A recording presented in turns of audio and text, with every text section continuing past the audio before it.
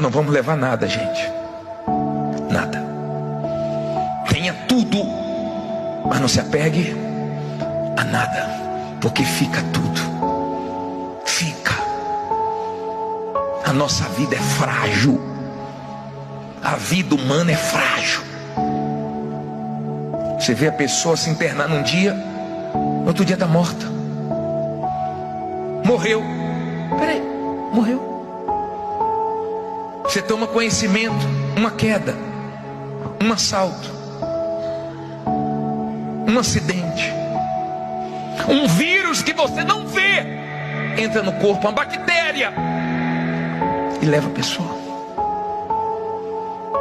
Como é que eu vou brincar com a minha alma que é eterna? Eu não posso. Me perdoe. Me perdoe. Isso é muito sério.